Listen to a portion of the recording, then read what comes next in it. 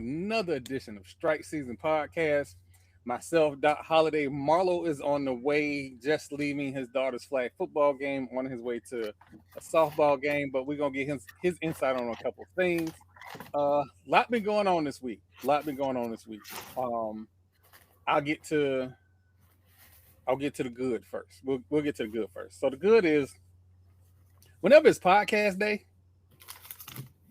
people seem to think that that's the time to play with me. And all right, you want to play cool, whatever, right? I will give you information, I will give you the facts, and hopefully you come to a logical conclusion or you ask more questions or whatever. I know my delivery does not work with everybody all the time. Sometimes I slide a little sarcasm in there because that's just my nature. It's not at an individual, that's just me being me.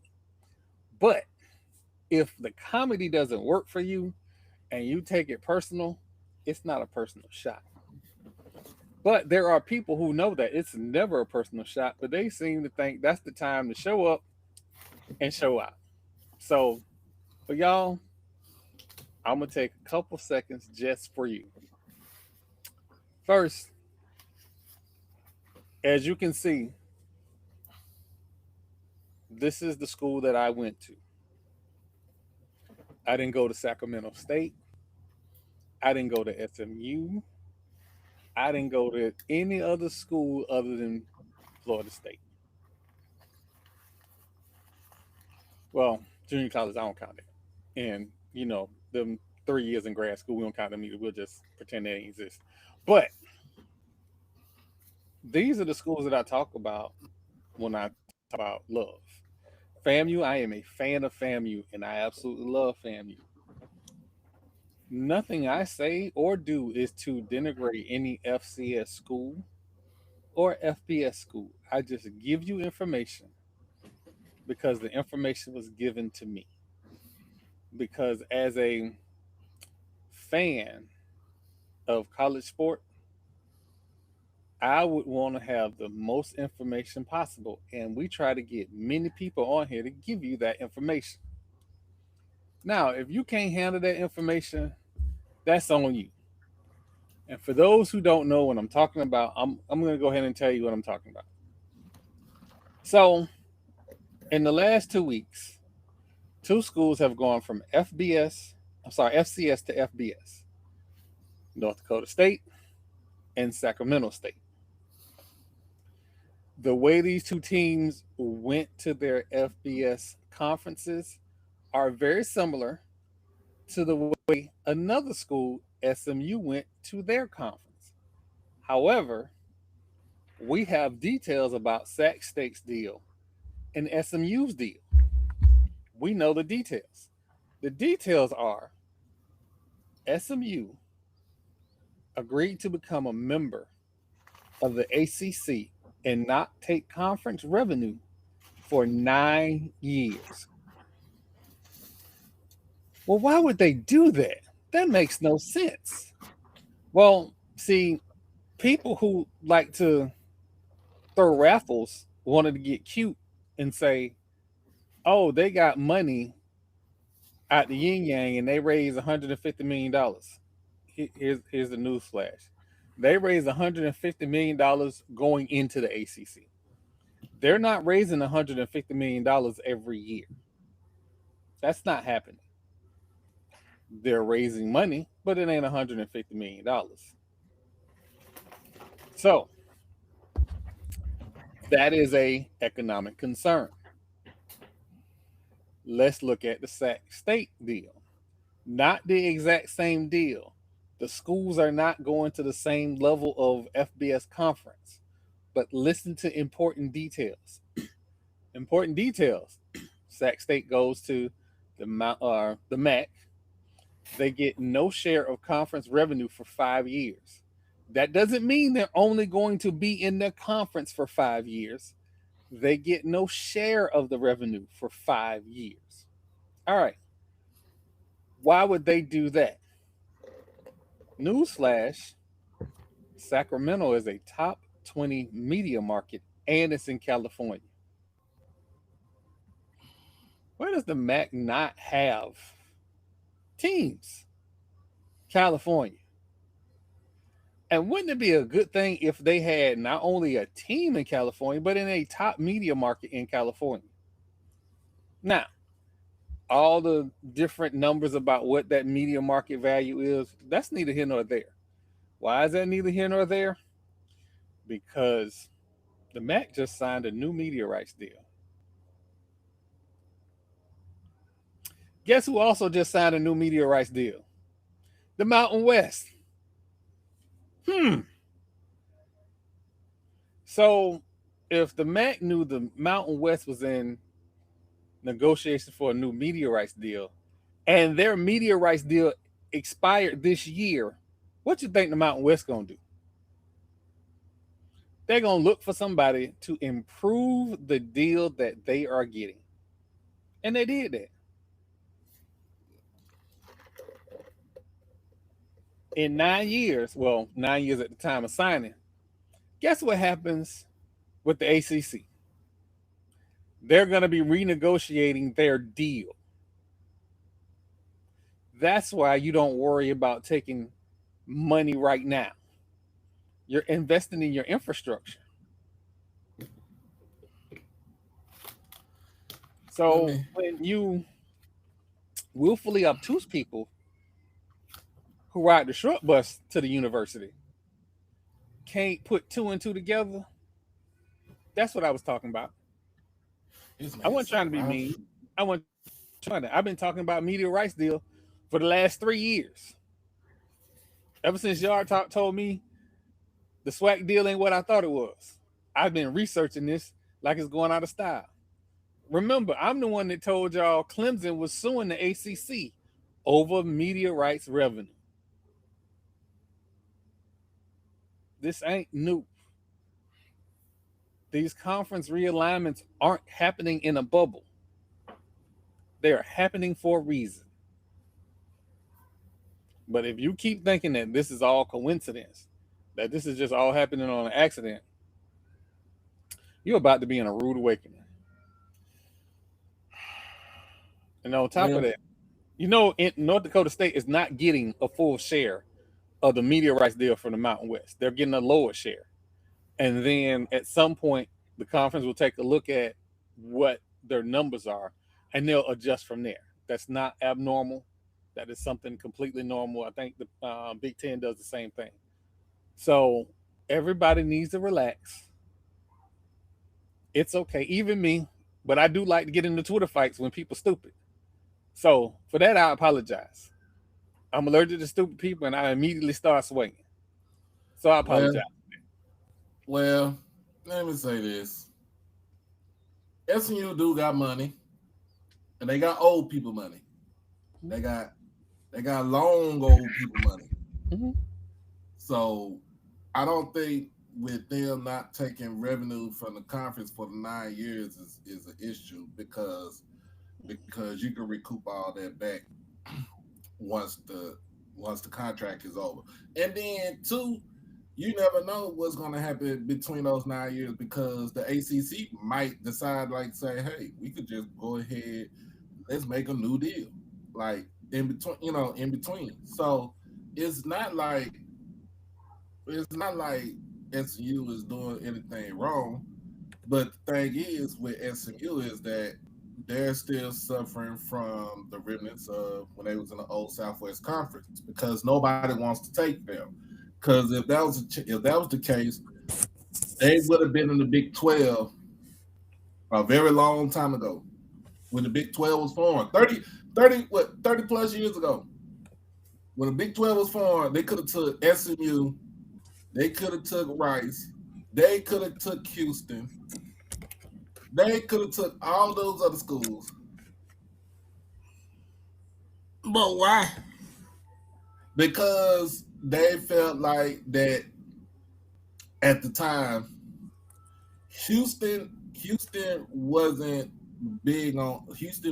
really big on football at that time because they was going through down years. Rice is not a football school. You bring Rice in for the academics. The same reason why Vanderbilt is in the SEC. Right, you bring Rice in for the academics, and then with SMU, because of what happened with when they went on the death penalty, they did not. They was like, we're not going to They we're not wasn't going to worth it. I mean, just call it. They weren't worth it after the death penalty thing. yeah, they weren't worth it, but at the same time, they when they was on the death penalty, they didn't have no scholarships. They was playing as a club team in a sense because they went on They the was death penalty. Stetson with $100,000 a year tuition. They went on. They was supposed to go. They was supposed to play in 1988 because their penalty happened in 87. They were supposed to play in 88. They didn't play in 88. Well, they didn't play in 88. They were supposed to, and then they came back. They were supposed to play at 89. They decided not to, and then no, they came back in 89. So most of their games was on the road. They couldn't be on TV. They were docked a lot of scholarships. They had to pay a hefty fine, and basically you had to you had to see what that they were doomed from when they came back.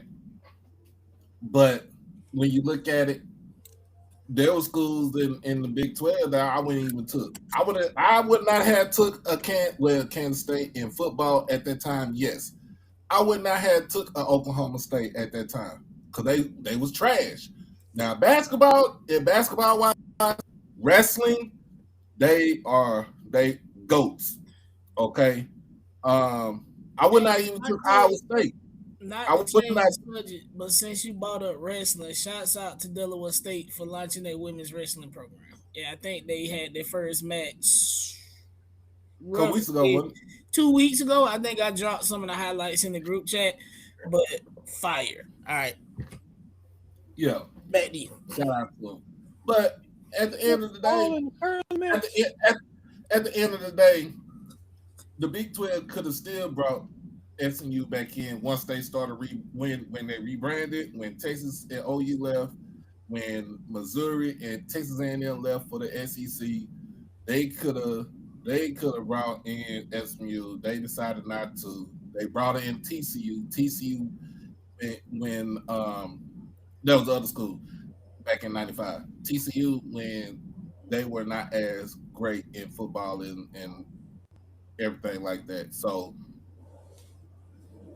it's coming up on the back end for TCU and Houston. Rice is over in the American. Is they an American? I think they are. Yeah, I think they're an American. Yeah, they're an American. So it is helping them out being an American because the American is like one of the highest, is the highest G5 other than the Mountain West. It's the more competitive G5 than the Mountain West, and then all the other the G5, G6 schools, conferences. But when SMU, they didn't have no home. Yep. They weren't gonna go independent because they didn't have that type of infrastructure like what Notre Dame has. They don't have a TV, they don't have a big network TV deal like Notre Dame has. Notre Dame don't even have. That's the reason why Notre Dame don't want to go to no conference because they don't want to give up their TV deal. And you know what? Since you brought up Notre Dame, let me first off, I knew this was coming. Fuck Notre Dame. Notre Dame is how we got into this fucking position in the first place. Notre Dame, as a non-football member of the ACC, said, you know what? You know who we should bring in? We should bring in Stanford and Cal. The two schools that fucked up the Pac-12. That's what we should do. And now they wish they would have never did that. I don't think Stanford and Cal fucked up the Pac-12. I'm sorry. Stanford most definitely was the ones talking about the Amazon deal where they would, and by the way, Pac-12 is still paying their own production costs, by the way. No other major. I'm sorry. Yeah, the Pac-12. No other conference and FBS is doing that, but them. Not the MAC, not the Mountain West. The Pac-12 is doing that because of what the nonsense that Stanford had pulled off. But that's how we got here. All of this started.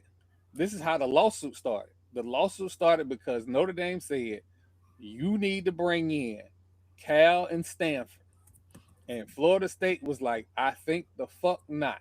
And Florida State was right, because if I was the ACC, I would have told Notre Dame to get the fuck on.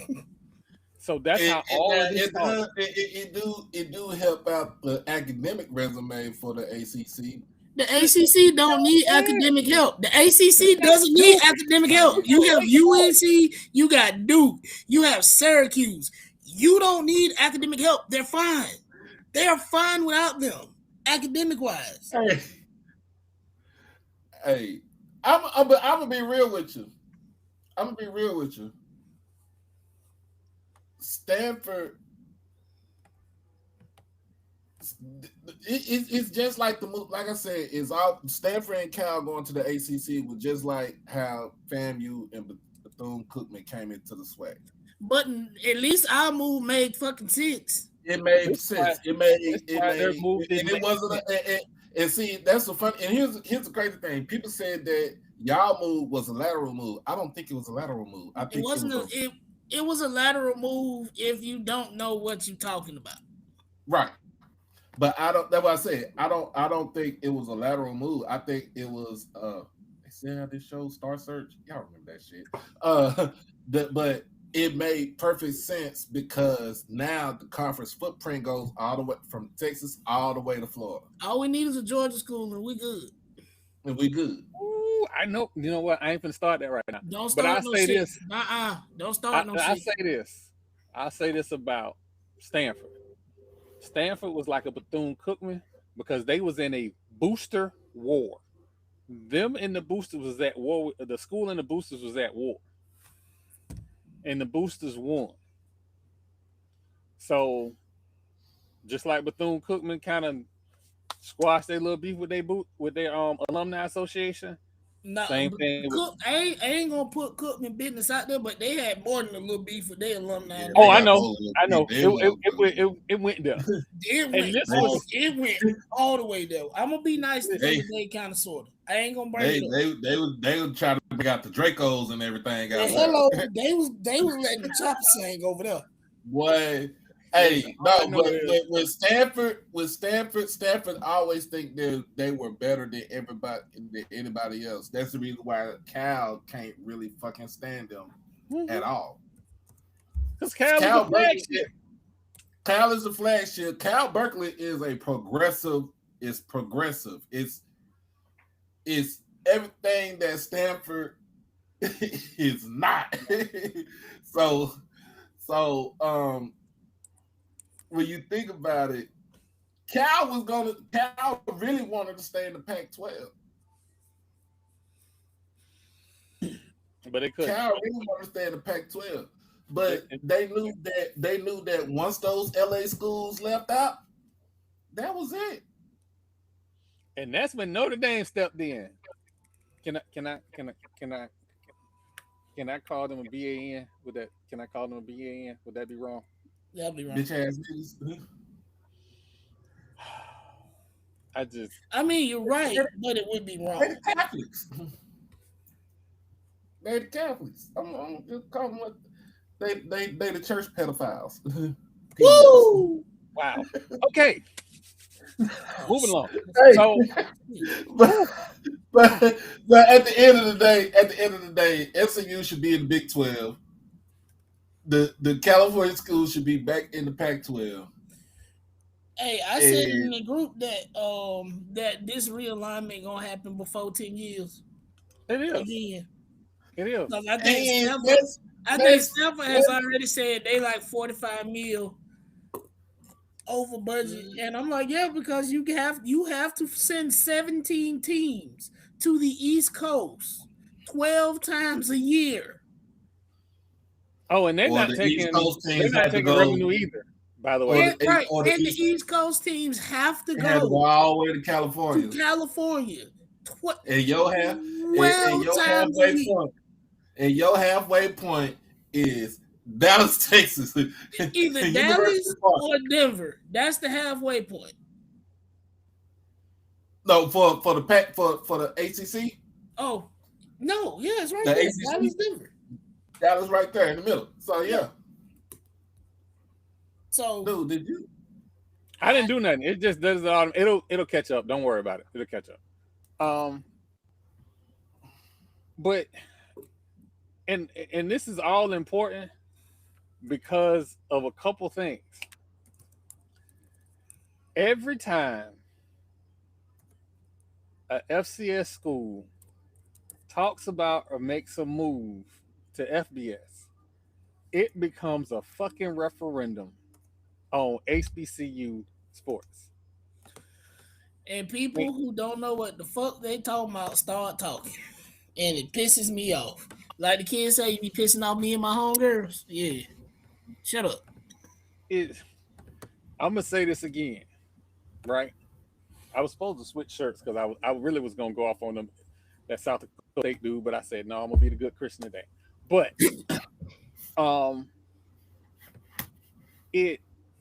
it has no bearing on HBCU standing.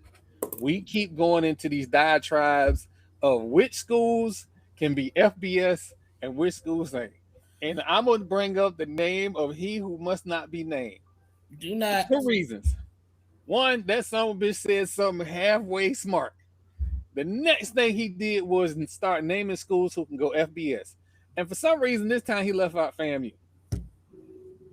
For all these reasons. And I'm fine with it. I'm okay with him saying, I'm okay with him leaving them out. That don't hurt my feelings. Exactly. We don't need to go. You know what, Marlo? Unless somebody is saying, hey, FAMU, we gonna waive these entry fees, then I'll be like, hey, cool. Because we get the money no matter what happens, right? And all you gotta do is just pay for $5 to be FBS. Right. Yeah. I'm just saying. Hey, FAMU, we gonna waive your fees, man. Leave us alone. And all you gotta do is just pay the $5 million. That's it. Yep. And then guess what? You don't even have. And guess what? If you play it right, you don't even have to pay the. If you don't have to pay the $5 million, you can pay it in increments. But that's what. And Doc figures it out. That's what NDSU is doing, but they're gonna end up not paying because of how the disbursement gonna cut. And Sacramento State smart enough. That $23 million they gotta pay spread out. And here's the thing: if they produce, forget everybody keep talking about wins. Fuck the wins. If their views and the numbers and the ad dollars start to make sense, it won't matter. The Met will come to them and be like, look, you doing this, let's make some adjustments in these numbers to get you some money so you don't leave. And get what that sounds like? The same shit I've said on this show when it comes to SWAC fucking network. When they made SWAC network, when they made the SWAC TV, that was clearly the best thing that they had ever done. But that's what I'm saying. Once you start bringing money to the table, the money that they want you to pay magically disappears. Once their return in the investment of inviting you to the table starts to outweigh the amount of money they want you to pay, they don't worry about it no more. Why would I worry about you paying me $5 million when I'm making $25 on you on the first year? Why do I care about $5 million at that point? We're going to call it even, and I'm going to cut you a check at the end of this quarter, and we're going to move on. That's it. I'll tell y'all a little secret, right? So I posted, oh, hey, there goes Zach. Zach came in right at the right time.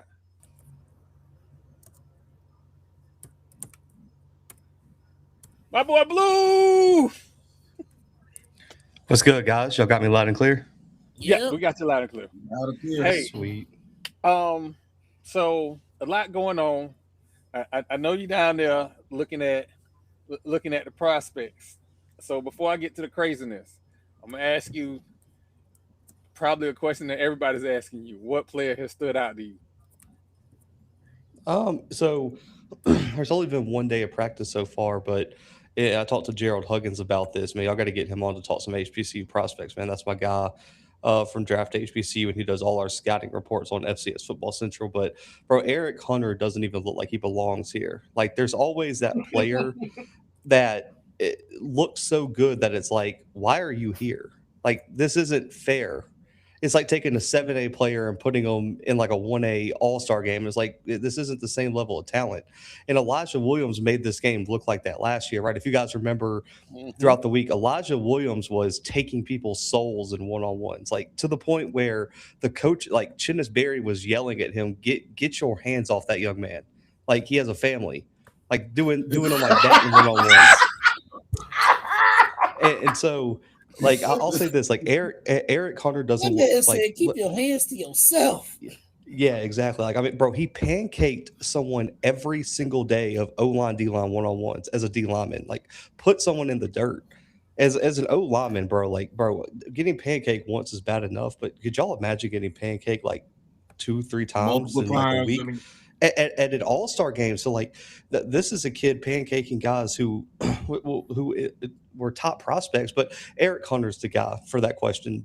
Troy is, I mean, bro, 6'4", 6'2", 6'3", 6'4", somewhere in that range. I got to get the official measurements, but bro had a pick against Walker Harris today in one-on-ones, and I mean, bro, he's just so athletic. He's like he looks the part, if that makes sense. And I know people hate to say, you don't scout for measurables and stuff like that, but all of us on this show know like measurables do matter. And if you have to look the part, and bro, he looks like a football player, and I think we'll know more as of tomorrow and even the next day. Friday's usually just like a walkthrough, so the next 2 days will be big.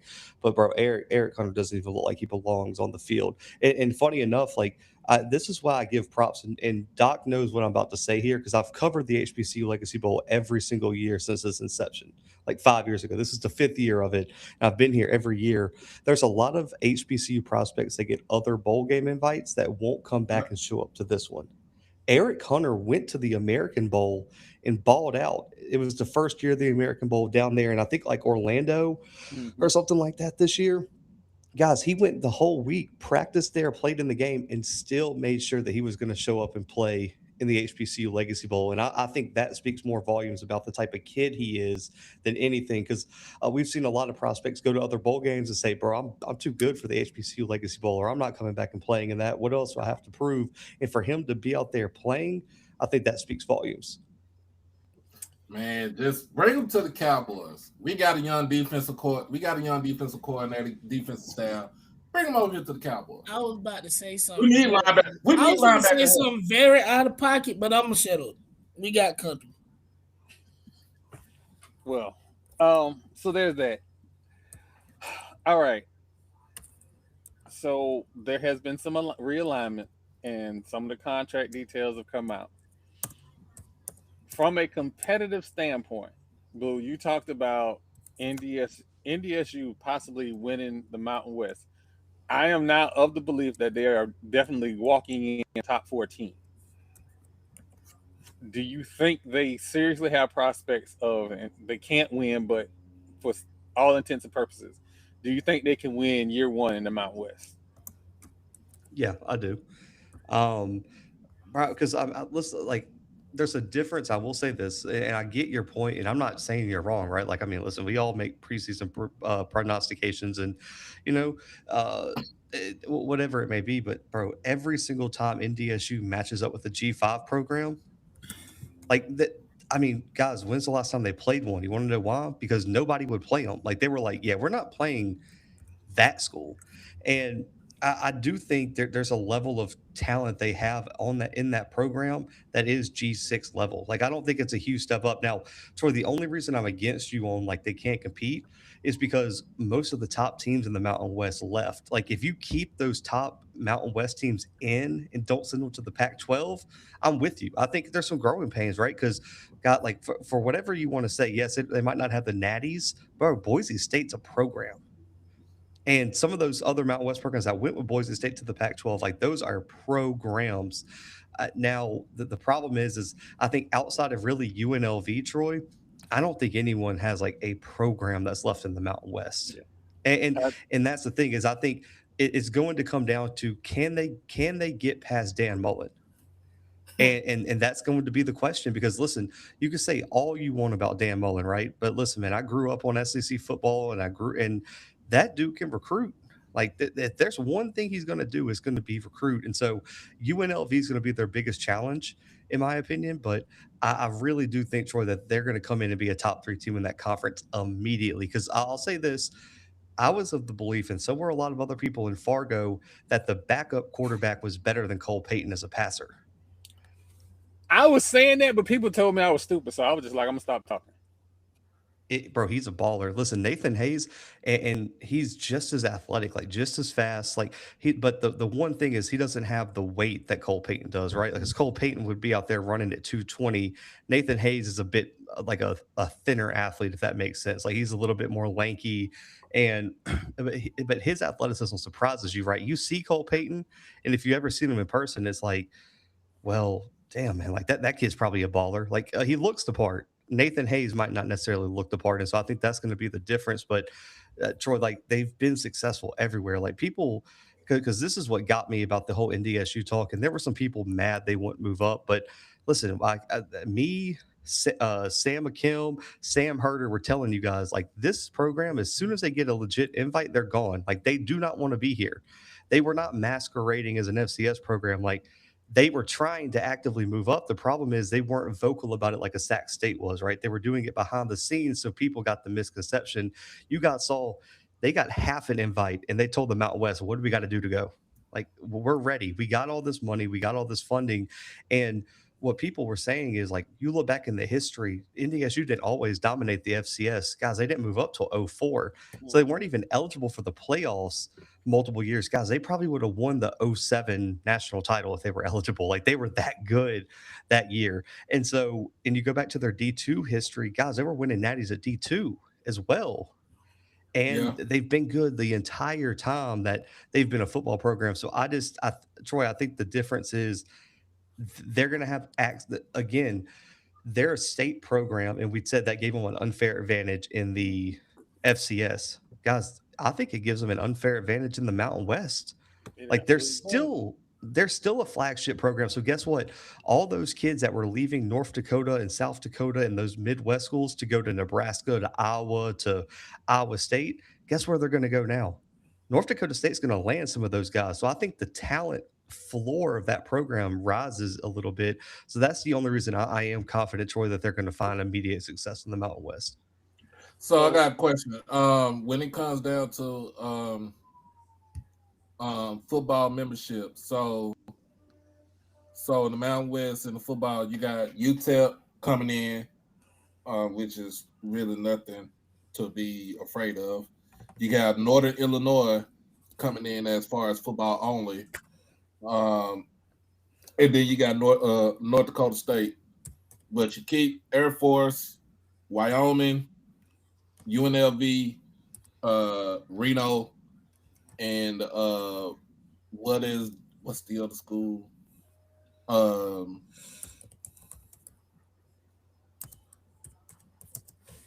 Colorado State going to the mountain to the Pac-12, right? Yeah. Hold on. Yeah, I'm trying to pull. Yeah, New Mexico. Yeah, I'm trying to pull the list here. And then you bring in. They bring in Hawaii, but Hawaii is what? I mean, they got a solid program. I mean, yeah, because you got Air Force, Hawaii, Nevada, New Mexico, Northern Illinois, San Jose State, UNLV, UTEP, Wyoming, and then NDSU now. the only school I feel like I said, I'm gonna be honest with you. Like I told you this, Troy. The only school that I think that will give them an issue would be UNLV, and especially if they play them in Vegas the first time around. My Uh, oh, hold on. I want to make sure everybody understand what I was saying when I brought up Hawaii. I wasn't saying that Hawaii was that much of a better program than them. I'm saying that if they messed around and got a gauntlet schedule and had to do something crazy like go play at UNLV, then go to Hawaii, or go to Hawaii and play UNLV or Air Force or something like that, that gauntlet could cause a problem. And that's any schedule for any conference has a gauntlet schedule in there where you have a tough 2 or 3 weeks in there. So that's what I was saying. But I was also saying year one, let them get their feet wet. I'll also say this because people talk when you ask questions. North Dakota State been raising money for the last 10 years. They've been building facilities for the last 10 years. If anybody was ready for this moment, it was them. well, we can say the same thing when Boise State.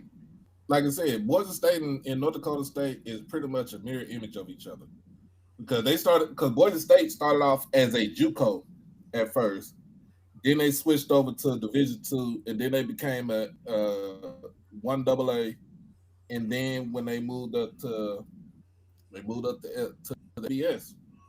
Like they are a full mirror, pretty much a mirror image of each other. And the same thing with North Dakota State. Boise State was winning championships at that time. My so on the flip side of that, and I talked about it earlier. And for people who are slow, this is the comparison. It is not a direct one for one. It is a specific situation.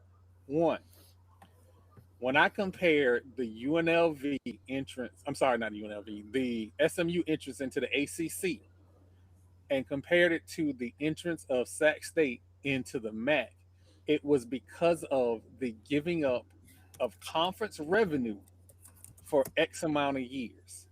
SMU is 9 years, which coincides with the media rights deal that the ACC has that will end. And as going into the conference, Sac State walks into the conference with a new media rights deal where they can, if they perform, adjust their shares of payments from the conference. That was the comparison. Not, oh, Sac State boosters are the same as SMU boosters. That wasn't the comparison at all. The MAC isn't even the same stratosphere as the ACC. And I don't like the ACC. I wouldn't compare nobody's booster to SMU's booster. I wasn't, and that was the whole thing. I ain't saying, I know you're saying, but I ain't. I'm comparing because them boosters right there back in the '80s was some gangsters. Them boosters are different. Them boosters now. I got a $500 tip from a SMU booster on my birthday. Them boosters is them shoot when. Shout out to that lady. I got your text message today. I remember when they was the first time I heard when Sherwood Blunt. Then she want to buy ad space. And they talked about him in the Pony Excess documentary on the 30 for 30. That dude was straight gangster. Hold on, while we got Zach, and I'm gonna ask Zach a tough question because I know they just changed coaches not long ago. Which also makes me look at Coach Gogo a little differently. Do they have the ability to compete in the next 2 to 3 years? I mean, it's a tougher question because I mean they weren't really competing in the FCS. Like that's the hard part, right? But I mean, I think what you could see them have happen is have like a Sam Houston State trajectory where if you remember, Sam Houston was getting their heads beat in early. I'm glad about it. But they won what, like 9 games this year, I think, this past year now. So like they kind of bounced back. So I think it would be that type of trajectory. But that's also if they can keep Alonzo Carter as head coach. Like that's a big if there, because I think the thing with Sam Houston is like they had a little bit of turnover there and they've been able to keep some staff consistency now.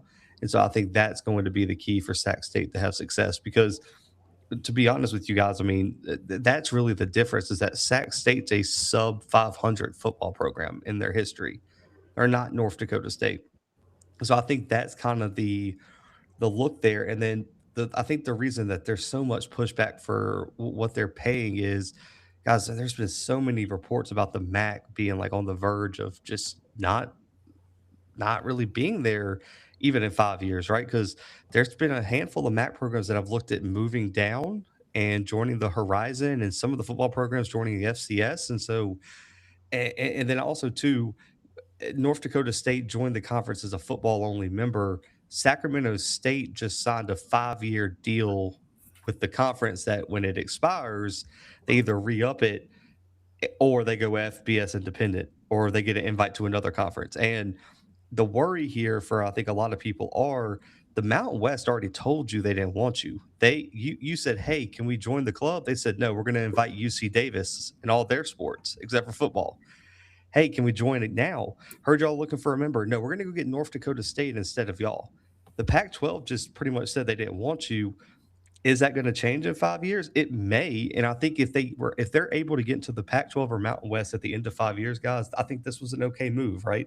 And we'll see how it happens. But bro, what happens if you're just stuck in purgatory at the end of 5 years and then you're just sitting there looking like, do we stay in the MAC another 5 years? Do we go FBS independent? Do we drop back down? Like I think the uncertainty past that 5 year point is something that has to be worked out a little bit. I'm more doom and gloom about the Pac-12 than I am about the MAC, only because if you look at that Pac-12 media rights deal, that's some of the janky promoter media rights deal that anybody can talk about. The schools are paying for their own production. They're not getting anywhere close to what a conference would be of their former stature. So I don't know if the Pac-12 is going to make it long term. Shout out to the Mountain West guys, the guys that cover the Mountain West. I can't remember the name of the podcast. Shout out to them. They give a lot of good insight on that, and I will post it in the description of the podcast a little later and send a link. But they gave a very detailed insight on both the Pac-12 media rights deal and the Mountain West media rights deal. My concern I'm is sorry. I'm What's that? sorry, but I'm about to say this. For UC Davis to not be an FBS school as far as for football, to have 40,000 students and still be an FCS school in football is Well, students aren't all that matter though either. Too like Yeah. you got to think like Grand Valley State's D2, and they have like 25 or 30,000 students at the school. But like the problem with Grand Valley State, and I actually know someone who is close to that program, like the population in that area is declining. The resources around that school aren't FBS, and their other sports are going to be impacted if they make a move to D1 because it's not because people actually think the move from D2 to D1 is easier than going FCS to FBS. Is actually the opposite. Going from D2 to D1 is much harder because in D1 there's only a subdivision for football, right? So you can move your football program to the Pioneer, and then all your other programs can be D1. In D2, let's just say you have a really good football program. You can't just move your football program D1 and have all your other sports be D2. And it's called the Dayton rule because they're actually the opposite, right? They would like to have a D1 basketball program. And if Dayton was allowed, they'd put all their other sports in NAIA or D3. Like they do not care about anything but basketball. But that's why all their sports are in the Pioneer except basketball because they made the Dayton rule. And so the move from Division 3 or Division 2 to D1 is much harder than going from FCS to FBS. And I think that's a misconception. And like everyone just looks at enrollment. Well, man, like how many other factors are there outside of enrollment? Because people forget like Wake Forest and Tulsa and some of these FBS schools, Private guys, they have schools. like, they only have like 5,000 kids. Yep. I think Tulsa has like 3,200 kids that go to school at University of Tulsa. Tulsa There are University. probably more Because kids at PB than at Tulsa. No, there's Here's the that funny. it's absolutely a 3 fact. times more. There's a lot more. What we need to realize is that in certain states, student fees can be raised willy nilly. Others States they like cannot. Florida, you cannot. You That's can't why raise James. student fees like that because they want they. I think FAM has asked to raise student fees like 5-6 years ago, and they said no. Mhm. If Virginia did not allow James Madison to jump the student fees up as much as they did when they made the jump, they absolutely would not have had such a successful transition to FBS. Because when James Madison made the jump, they skyrocketed student fees. Yeah, because I think it's just looking at where I went to FAM. There's a significant difference between the student fees we paid and the student fees that Florida State paid, and it's literally a train that separate both schools. Oh yeah, that's a fact. That's the same way in Alabama. Like, look at the student fees for like an Alabama or Auburn, and then go look at the ones for like a Sanford and Alabama A&M and Alabama State, or even like a South Alabama. So yeah, nah, and I know we requested to up student fees. I think twice because they requested to up them when I was there, and the state said no. So they tried again, and the state said no again. I'm gonna be honest with y'all. I think the next school that's gonna move, I feel like the next school that will move up to FBS, maybe just for football only. It might sound crazy, but I think UTRGV is gonna move up to FBS in a couple of years. They're not going to beat Charleston to it, dude. I was about to say, I think Tarleton will beat them too. Yeah, if you leave it, like if the door is unlocked to go to FBS, Tarleton's going to kick it in off the hinges if they're allowed to. Like, they're looking to move right this second, and if there's another school that's going to move, it's going to be Tarleton. I know you've like, been, and I know you've been to Stephenville, bro. I know you've been down to you've been here to Stephenville, Texas. Bro, they got some money in that program. If you ever think about it, Stephenville is nothing but it's a one high school town, and the college is right there. At one point in time, I think Tarleton and Stephenville High played in the same stadium, and then they Stephenville built a separate stadium. Of course, they named it after Art Browse. And then, like you said, Tarleton, because they're getting money from Texas A&M for one, they utilize all that to revamp everything about themselves. If we talking, you talking about a program like Tarleton State that was what one game away from going to the national championship game, 1 or 2 games away. So my question, I got a question about Illinois State and Southern Illinois. Are they on track, or are they just too far away to go? Dog, if you see an Illinois State or Southern Illinois fan say they're moving, Troy, it's like your friend that makes $20K a year saying that he goes and eats at Ruth Chris every night. It ain't happening. they ain't got the money. Dang, man. Out of those two, though, Illinois State would be more likely. Southern Illinois there's no chance. Okay. Yeah, Southern Illinois is in. And I was only asking because they've been very competitive over the last 5 years. So that's kind of popped in my head. Like, do they have the ability? And I've never been to those schools, so I'm asking off of them. I'll be honest. Like, NDSU and Sac State made a lot of fan bases want to go FBS, but also in that same fan base brought the realization of who can afford it and who can't. Mm-hmm. Because the price is only going to go up. Yep. Right? Because what they're going to look at is, this is what NDSU paid. Well, we're going to get $5 million more from the next school, and then we're going to get $10 million more from the next school. Then we're going to get $10 million more from the next school, right? And it's just going to keep going up, and it's going to get to a point where I really do think it's because, regardless of if this hypothetical split happens, right, and even if it never does, right, let's just say it doesn't, guys, the NCAA has come out and said there are too many damn There's too many people in the room.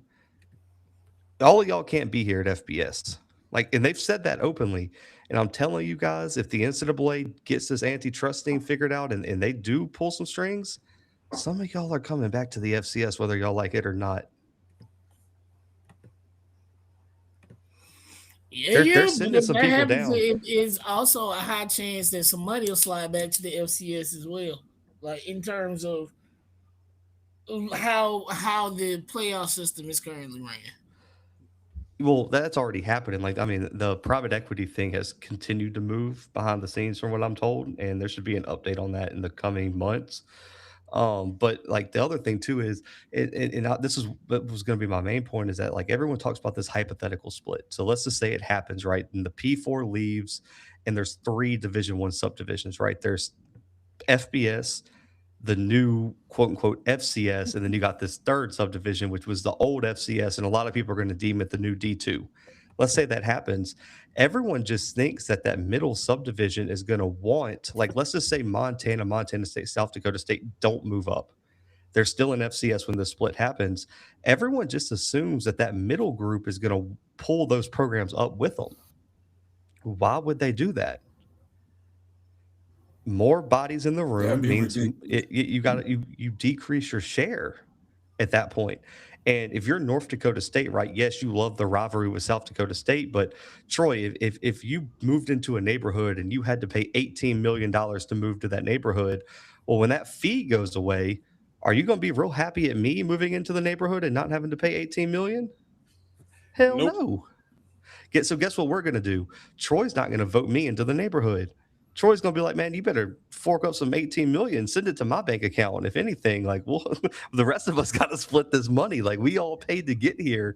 And so I think what's going to happen if that split happens, South Dakota State, Montana State could be locked out, or they're going to have to pay double of what those other schools did. And so that's the concern for a lot of these fan bases is, one, the price to move to FBS keeps going up.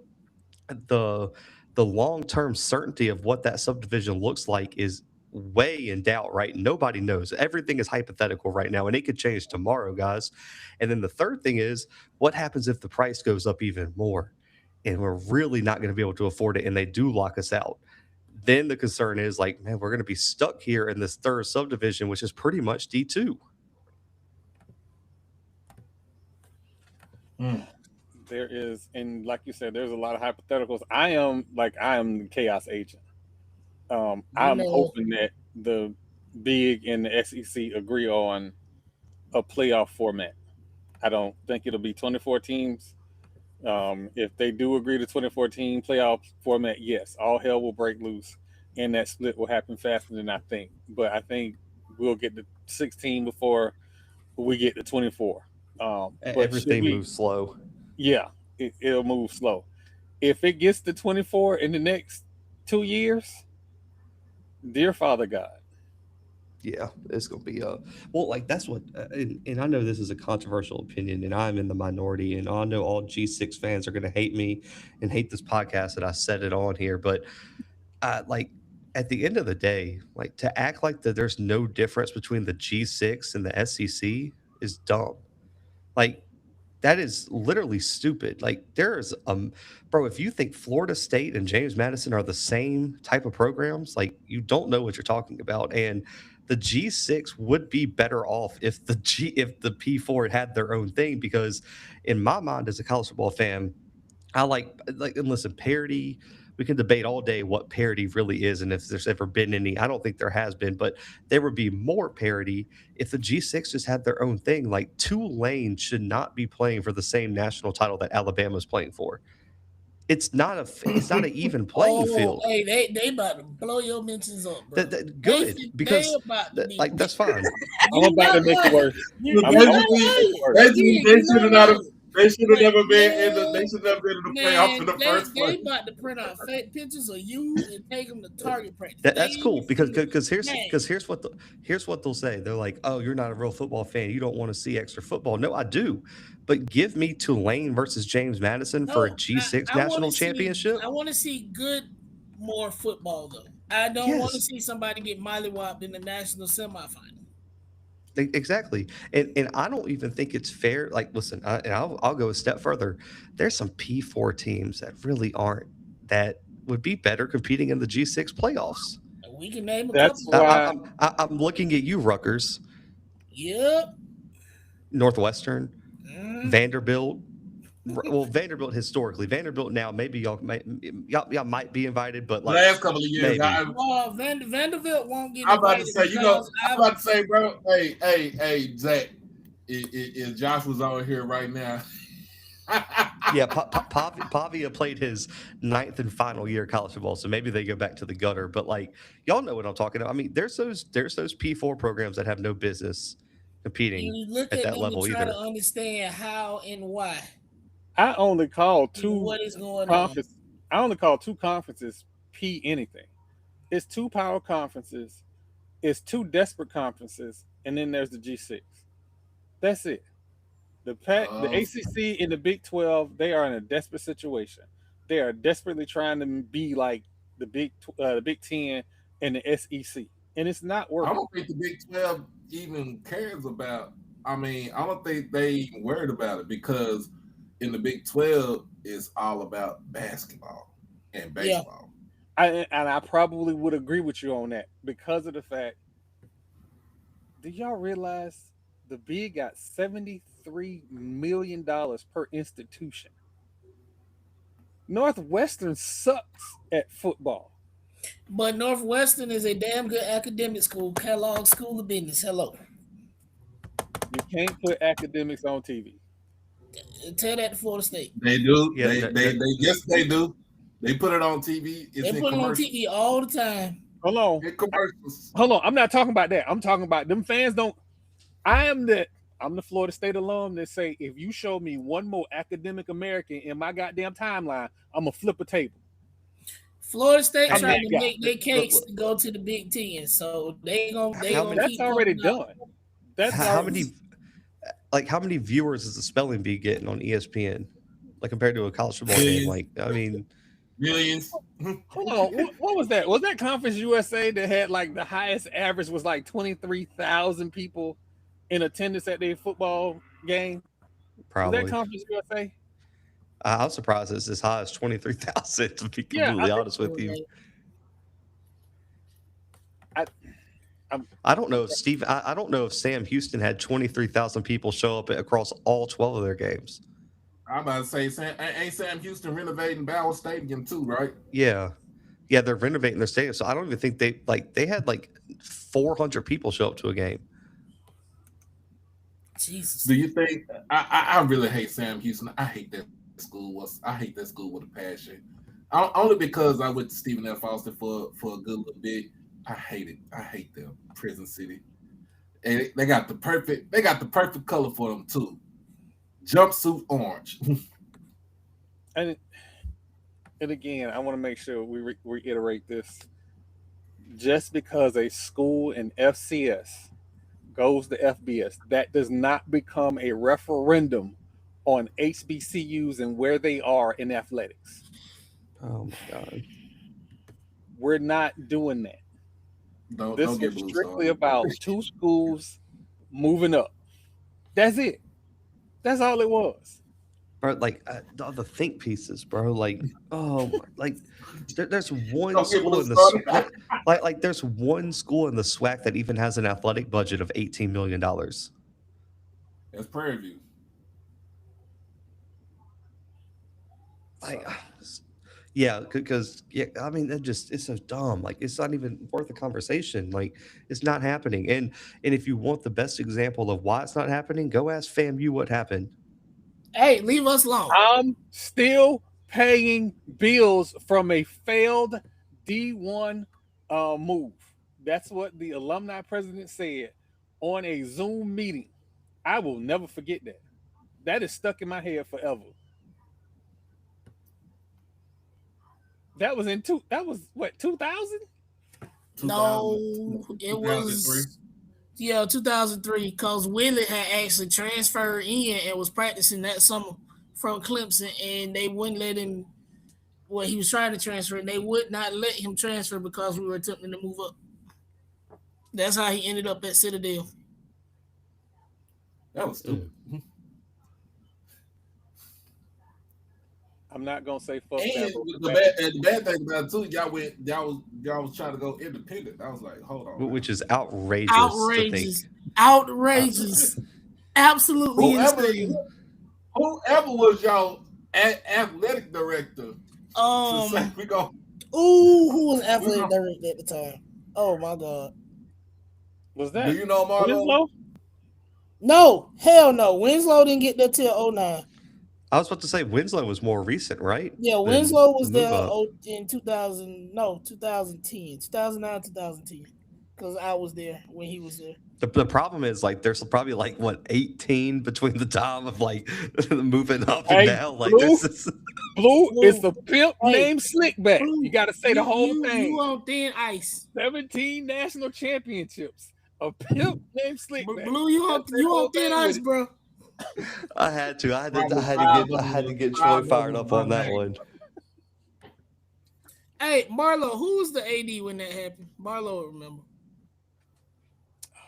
Because I want to say it was Townsend, but I don't think it was Townsend. I think Townsend was after Winslow.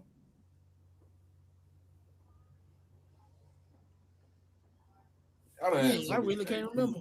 It's hard to keep track with y'all. Unfortunately, it is.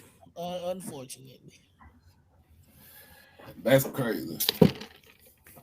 Hey, but yeah. Listen, hey, if anything, we said the president either do right or you will get fired. That is an understatement. I'm saying no mistakes. Again, Blue probably noticed we fired a coach during homecoming week, and he was alumni. Earl Holmes. The standard is J.R. Lee. I don't think it was Lee. It might have been, but I don't think it was Lee. For some reason, I think Lee was gone by the time that happened. Because what year was it announced? They announced it like the either quarter 1 of 22 or that summer of 22, and then they started actively making the move that following year. Of 02. Yeah, 02. Yeah, so it was like 02, and by the time we got to 03, it was graveyard, dude. Yeah, bro. It says I'm looking here. It looks like it was like 03 was Lee, so it would have been him. Damn, I guess it was. I don't know why I thought he was gone by the time all of that happened. What did Earl say that was the decade of despair? Yep, decade of despair. Yeah, and then even too, like go look at and all these people who are just assuming all these D2 programs are going to move up. It's like, bro, ask Winston-Salem State or no, was it not even though Savannah State? What happened? Savannah State moved up. It moved right on back, and Winston-Salem did too. I remember at one point, I remember getting off work and going, where all these teams from the MEAC came from? I think the only one that was successful for moving up from D2 to D1 was Central. Yeah, they were one of the last ones to move up and be and stick. Yeah, because they moved up like mid 2000s. They moved up 2000. Or was it later than that? Josh, I think Josh was playing when he was. It's like 09, 2010, something like that. Yeah, I think Josh was playing at the time.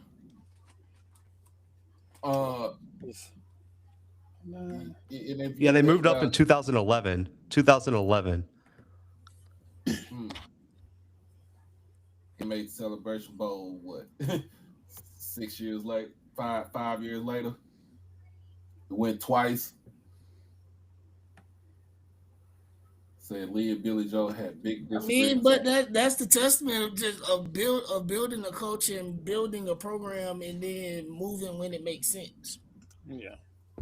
Not just moving for the sake of somebody else did it, so let me do it too. Like just having the money when you ready. But also having the money too. And having the money. And if you never ready to move, then use your time and your energy to be the best at where you are. Please. And I mean, again, while we're talking about North Dakota State, look at North Dakota State. They have won at every level they've been at. People need to understand that as much as the fan spirit in you burns deeply and bright, there is a cost to everything.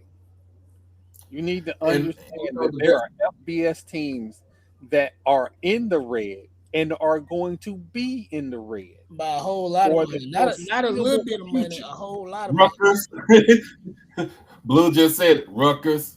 Rutgers, Rutgers, Florida State, Northwestern, like these people are taking out hell, bonds, huge Stanford is loans. also in the red. Yeah. So everybody keeps talking about, oh, well, if you can't afford, nobody can afford it. Let's be clear. That school in that cul-de-sac in Coral Gables, they can't afford it. Boy, you was gonna say We something about all them in the first same years. boat. It's I'm gonna be honest with you. It's an arms race, basically. It's between the haves and the have-nots. It's between the have less and the have none. They That's have what it wants is. too. They have wants in that as well. Because as soon as you get some free money, it's time to improve facilities. I can tell you the reason why people hate Jimbo. We thought we had got to a point where our facilities was top notch. And Jimbo said, but him down there got something that I want. And that started everything. Hey, you know what? I'm reading the comments now. Retarded ass. And Guys, Lil David said it was $38 Joseph for Ramsey. Troy. Okay, They Joseph said Ram- it was Ramsey. Ooh. And yeah, Lee and Billy Joe did have a falling out because Billy Joe was like a lot of us that said it. This move is dumb. It was a lot like, remember when A&T decided that they were going to lead the MEAC? And I was working, A&T grad was actually my immediate manager at the time. And I remember when they announced it, I went to work. I was living in Memphis. I said, man, what are y'all doing? He said, the alumni asking the same thing. We do not want this. So that decision was made. I don't want to say in a silo, but it was made in a room without proper stakeholders, and we paid OT price for it. With that A&T move, that was basically Chancellor Martin that actually made that move for A&T. Earl Heaton was trying to be on board with it, and you still look at it like they hurt. No, they were, but like the alumni were like, why can't we just stay here? Like our identity, who we are, we don't have to change who we are here. We're winning here. Why do we need to move? Yeah. Well, Blue, I know you came in. I appreciate it. I don't want to keep you because I know you got a long day tomorrow. I do appreciate it. I am going to hit you up next week about, what you saw and who we should look to see that might either get a free agent contract or might slip into the later rounds from the HBCUs. But I do appreciate you coming on because I wanted some balance to my foolishness, and I appreciate you coming on. Hey man, I always appreciate it, bro. And anytime, and yeah, man, let's lock in something next week, man, because I'm gonna have a lot of takeaways, man. I'm excited for tomorrow. I think it'll ramp up over these next 2 days, and I think we got a lot of talented guys that are gonna improve their stock this week. I mean, if you want to come on, did you check out Zulu? Zach, Say that again. You check out the Zulu parade? Nah, man. Listen, man, I'm from a place that has Mardi Gras, so like Mardi Gras is not really a touristy thing for me, man. So I just chilled. Everybody, we got the real Mardi Gras in Mobile. You from Mobile, man? Yeah. Oh, okay. On here flexing. Right. Yeah, we got the real Mardi Gras. New Orleans just stole it and made it a bigger party. Hey, we got the Mardi Gras. Y'all Louisiana people, Blue said that. I don't want no smoke. None. He telling the truth, though. Blue said it. Check the facts. Check the facts. The first Mardi Gras was in Mobile. That's a recorded fact. Hey, the people from New Orleans say they do it better. That's fine. I mean, listen. If you just want to be crammed in those streets with a bunch of sweaty people, all more power to you. If you want to go actually have fun, come to Mobile. Never did I ever think that Blue would be the one to get me in trouble. I always thought I would be the one to get Blue in trouble. Yeah, this just happened. Hey, I want to thank Blue for coming on, man. Like I said, Tuesday, I'm going to hit you up so you come on Tuesday. Oh, man. Hey, Pop, come on, man. Don't help. We got enough problems. Don't help. But we're going to get you on Tuesday and get the 411 on the best players out there, man. I appreciate you coming on. Hey, that sounds good, man. Later, guys. All right, now the Blue gone. I heard you, Jamal, but my phone was in the dugout and we was in the field, and we got the dub though. You all good. You know who didn't get the dub tonight and last night? That school in Daytona. They lost tonight and they lost last night. They lost on a baseball field tonight and they lost last night. Look. Y'all the ones be expecting more. Y'all be the ones expecting more from them people. Can you let me finish? Give me some grace. Give me like 2 minutes. You the one talking about something. Okay, clock starting now. So when Joe Lenardi was putting out his list of first 4 in, last 4 out, play in, and all this, he didn't have a MEAC school, and he didn't have a SWAC school. So I jumped my happy behind on Twitter and said, Joe, what's up with Bethune Cookman? Well, I ain't say Bethune Cookman. I said the school in Daytona. I know what I said. What's up with the school in Daytona? And basketball. Well, later on that night, that school in Daytona went to Jackson.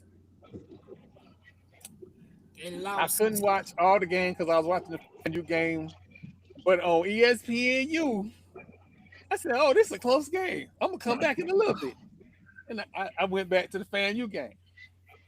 And to the brother that said that Liv don't cover FAMU like she should, you have the FAMU Avengers. You have the FAMU Avengers. I gave you a whole list. Liv is for everybody. I was just about to say that. She's trying to for everybody. Sports media. You don't get into sports media by prioritizing one school. You have to talk about everybody. You want to talk about FAMU, you can come here. Speaking of which, I can't. Sanders is shooting it from the parking lot again. Look what happened. That's all I'm saying. But the FAMU game, y'all scared me last. Wait, hold on. I'm about to get to it. Y'all scared me last night because y'all girls had a 23-point lead in the second half. I know that. And you I was about to say that. For some reason, you get big leads and forget how to score. They've done that all season. That is nothing new. I don't know why it's got you on here twice. Cause my computer died. Oh, okay. So we get a big lead and then we lose it. Like, we got to figure that out. We got to figure that out down the stretch, right? And that's okay. We won the game. It was like 20, and when I made my comment in the group chat, it was down to 8, and I was talking for it. But we won the game. You about to have a heart attack last night. I flip over to ESPN, right? ESPNU. And I see, yeah, I get it. This might get into overtime. Let me jump in the shower real quick. Come out. Watch the game. When I came out to watch the game, it was over. My boy Domac, Doran McMillan. Nighty-night. People running around with the little nighty-night thing. In front of their bench.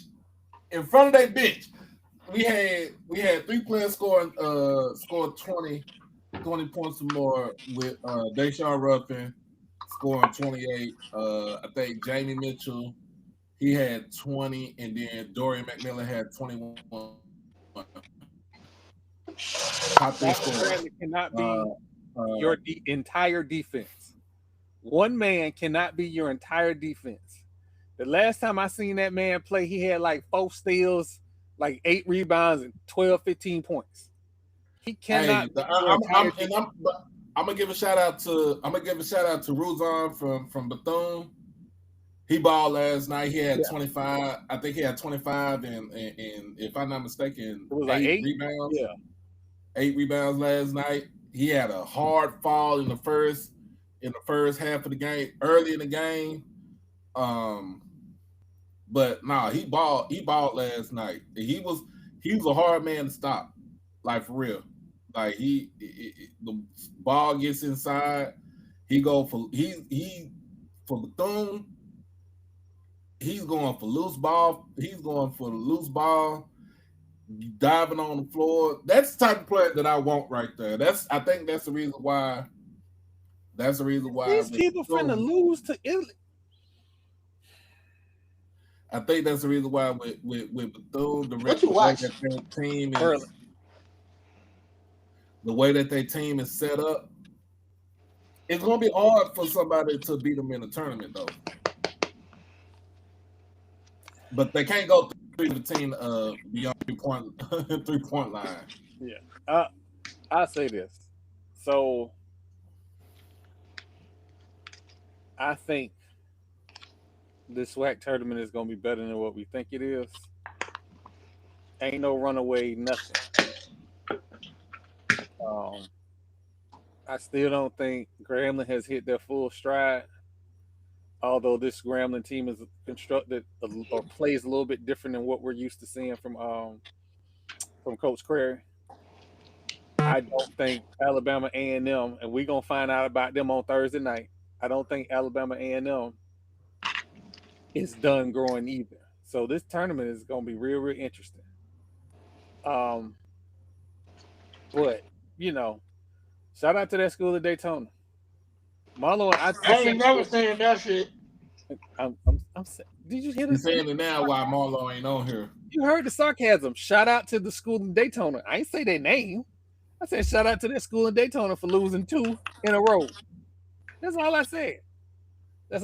Now, friend of the show, Coach Hernandez is a friend of the show. Good dude. Coach know what it is. Coach, hope he does great things, except for when we play this weekend. And for all y'all people who hitting my Twitter up, hollering about, you better be glad this ain't no SWAC game. It ain't got to be no SWAC game. We could play in a parking lot and just get some chalk and line it up. This ain't about no SWAC. This ain't about no Division I baseball, no Mid-America, none of that. This is about, I don't like you. I'm better than you, and I can. That's what's going to happen on Saturday. Somebody going to walk away smiling. Somebody going to walk away crying. And I don't want it to be no hard feelings either. I want everybody to leave happy with a check soda. Check 0 to be correct. But that was that. The other thing is FAMU's women's softball team. 37 runs in 2 days. Their new name is Get It From the Parking Lot. Coach said she brought in some power. She ain't never lied. Against D1 top flight talent, Get It From the Parking Lot. Don't ASU normally have a good softball team?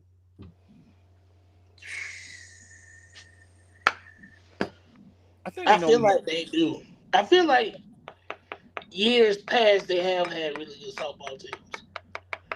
I could be wrong though. I might be thinking about baseball, but I feel like they have. It don't matter. It's go fit. It's scorched earth. Them girls said, I'm ready to go home. Is. They got Winn-Dixie in Texas. And it started swinging. Everything that came across the plate Went back across the fence. Get it in the parking I lot. know what chick soda is. I ain't that naive, man. Come on now. I'm old enough to know what chick soda is. But yeah, no. I haven't I don't know why I can't get feed updates with Jackson State softball. I will try and figure out what's going on with my algorithm. It could be that my algorithm has shifted a little bit with all this AI stuff. I don't know how I got into the AI bro group chat. Please take me out. Y'all ain't no real programs. I hope y'all get hit by a Nerf bus. Yo, So NC State. I just Out North Carolina tonight. Oh wow. I know what I meant to say. Florida State. Dear Florida State media, can y'all quit making it seem like or trying to get people excited for beating mid-level teams and that school in Coral Gables? Just I don't need the hype because I know they beat teams that was in the middle of the pack in Miami. Let's let the kids grow. Let's let the kids grow because we didn't have a whole lot of expectation from them coming into the season. Let them grow. Let's see what they look like in the tournament. They knock off some teams in the tournament, then we can do cartwheels in the parking lot and talk about people mama. Right now, relax. Everybody relax.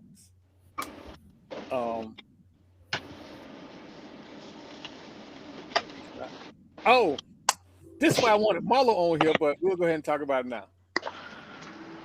Major League Baseball Players Association had been under investigation by the feds because of a partnership with, I believe it's CA. Oh no, I'm sorry. They had a media rights partnership, right? And that partnership was to generate revenue for the players. They had become under the investigation of the feds. They still investigate the finances of the Players Association. Part of that investigation found out that the president of the MLB Players Association is sleeping with his brother's wife. And when I tell you hands and fucking feet, Hands and feet.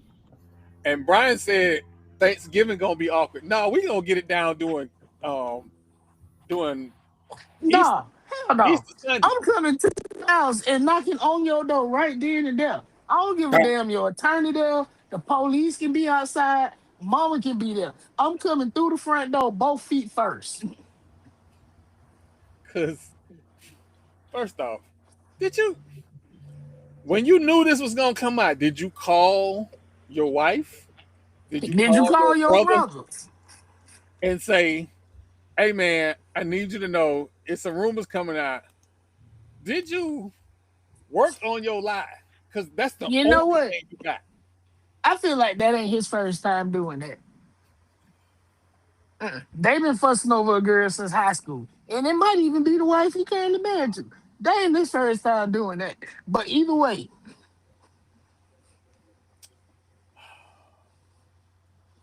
I'm gonna give y'all some real trust stories on Thursday. Whew. All I know is if she doing your brother or your friends, she for the streets. You ain't supposed to be doing her. Say it again. She for the streets. Just like what's my man Future? Sensational. Hello.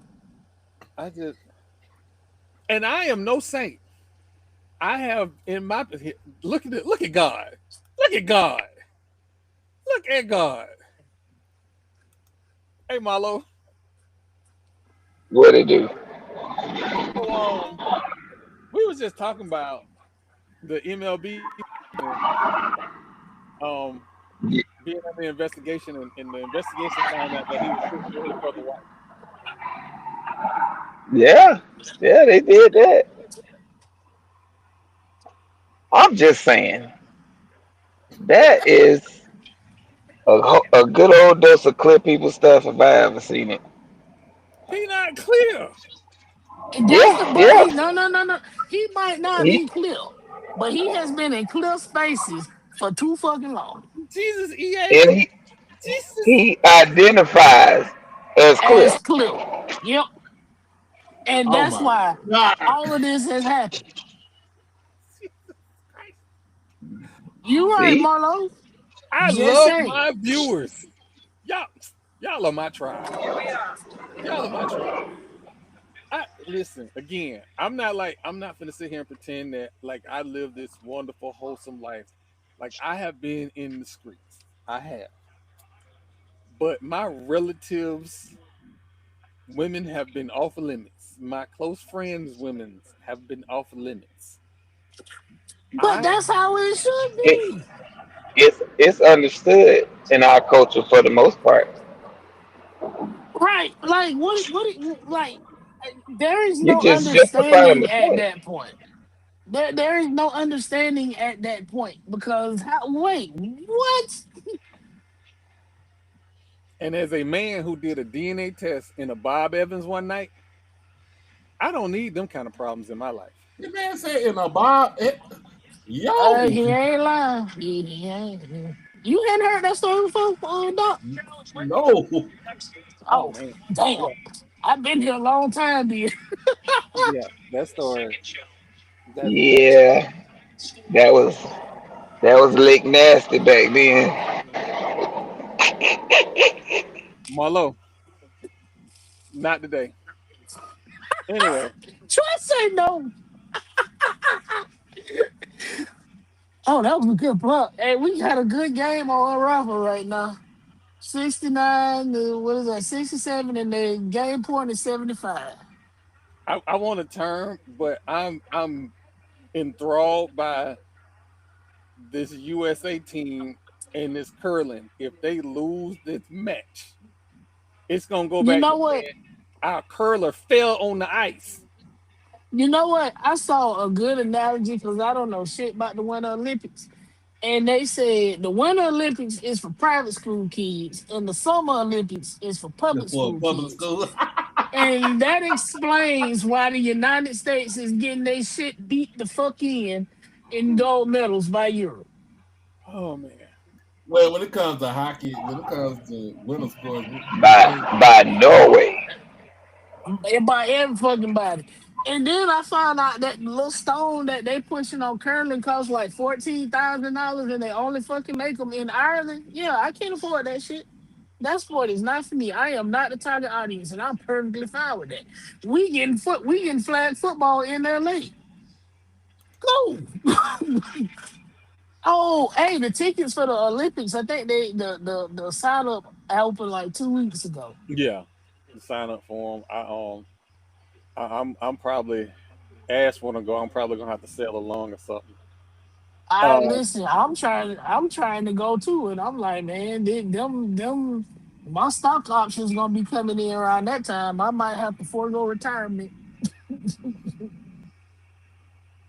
oh my God, we really finna lose this You know match. what though? The best thing about me going to LA, if I want to go to the Olympics, I got family members that stay out there. Oh, Hey, file. cousin, I'm coming to your house in Linwood. Make some room for me. Yeah. I Oh, mean, you gonna have to like it's gonna that shit gonna be wild. It's gonna be people staying in fucking Vegas and just commuting. and Like that's I what I was know thinking about. That's they a 3 hour already said. I drive. think it's a 3 hour drive. They probably gonna have shuttles to take you back and forth. It will make sense. If I was a bus company, I would just run shuttles that weekend. I'd take you back and forth for I seventy also five got a. dollars a head. I also my ex, her family stay in Palmdale, so that ain't nothing but like 30 minutes from LA. Yeah, Because no. they said softball is playing in Omaha. So Listen, ooh, I'm just foul. gonna say, do not stay with your ex. Don't do that. Don't stay with her people neither. They should not I'm even know cool with you them in people. town. No, I'm cool with them Mm. people. I'm I'm cool not with them concerned people. about her I'm people. cool with her too.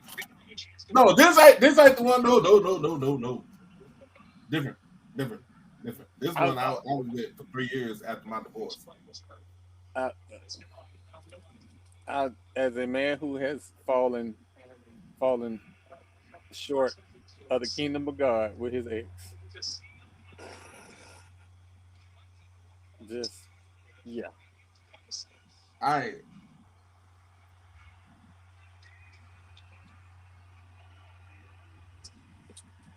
The Breeze definitely missing Rakia Jackson right now. Hey, is the speed skater on? I'm glad y'all brought that up because I can't watch these motherfuckers lose no more. Um, is the speed skater on? No, it's still curling right now. be honest with you. I'm gonna be honest with you. It's time for Lindsey Vonn to go ahead and retire. Her daddy told y'all she was gonna retire. Her daddy said that's it. Hey, I gotta say, she coming back. Fuck with her. She gonna try to come back. She better come back as an instructor. You know, For real. Well, you know what? Noel Queens. If they have to Don't be put, feeling them early morning rains. if you have to be put on a helicopter and flown out, you shouldn't be allowed You on the mountain. know, you shouldn't, but she's gonna be up there. She might not. It might not be in the next Olympics. It might just be in the next Worlds. But she gonna be up there. Yeah, she's gonna be up there. Hey, I got a question for y'all. What do y'all think about the new format, the All-Star game format? Did y'all like that format? Do y'all like that format? I think the whole All Star weekend is fucking horrible outside of the sneaker releases. I say this. I say this. It wouldn't have mattered what the format was because there was a big enough group of players who said we coming to compete, and the players that we celebrate said, yeah, we ain't about that.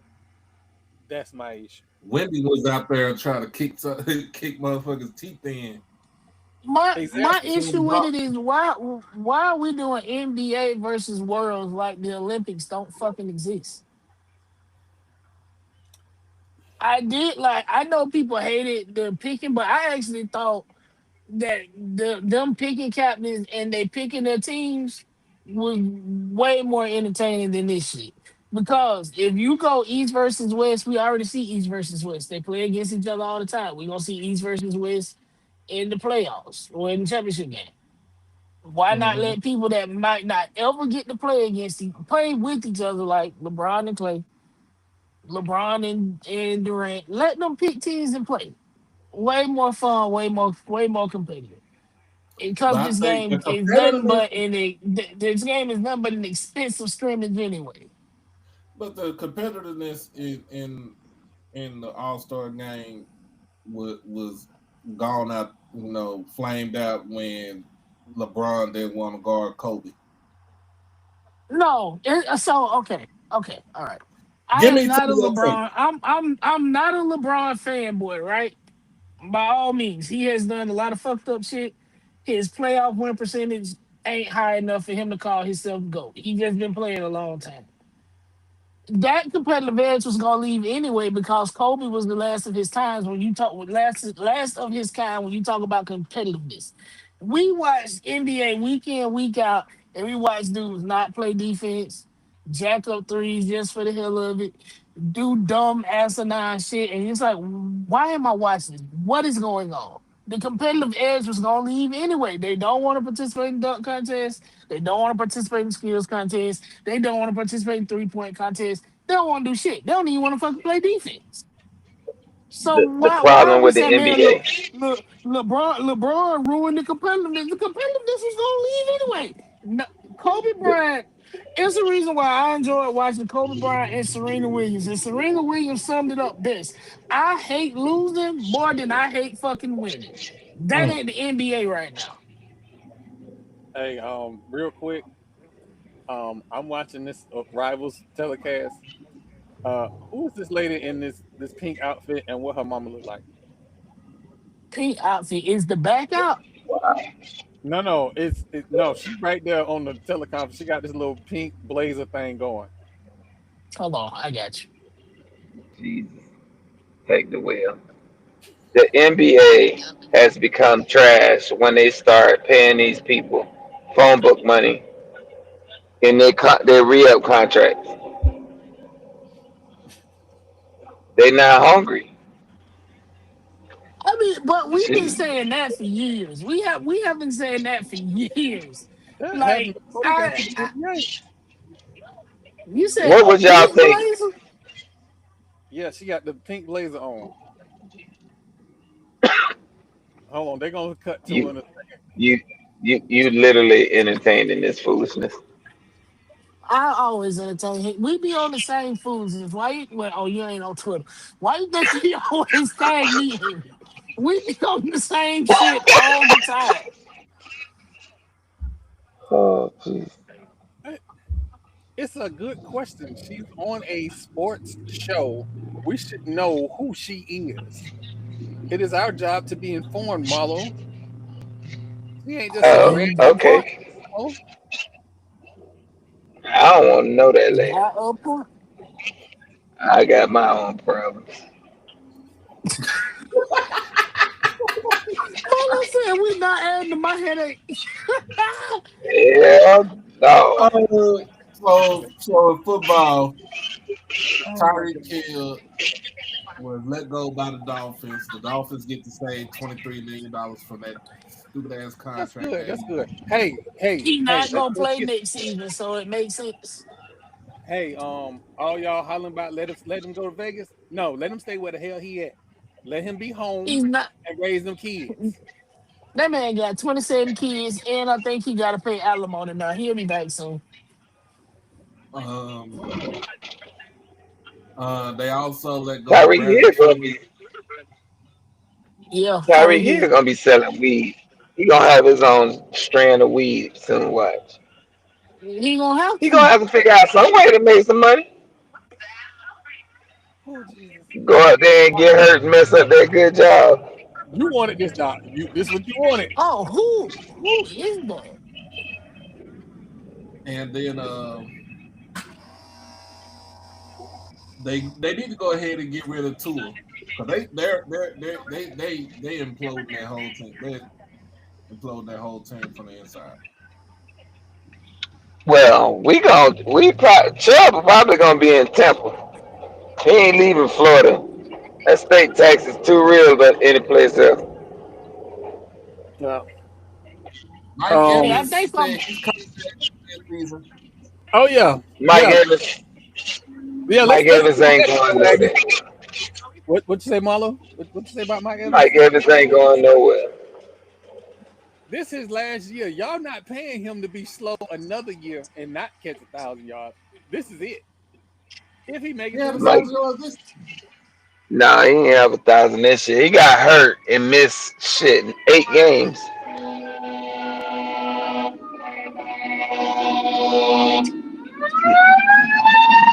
All right, Mister Fire Truck. Hey, you got But going yeah, on, mother? that ain't me. That's some people out here acting up. Need the fire rescue. But Mike Evans, as long as he wants to be a Buccaneer, he will be a Buccaneer. They'll I make think that. he's gonna retire a Buccaneer. Yeah. He said he is going to explore his options after the season. That Yeah. means the Bucks Uh, not offering him nothing.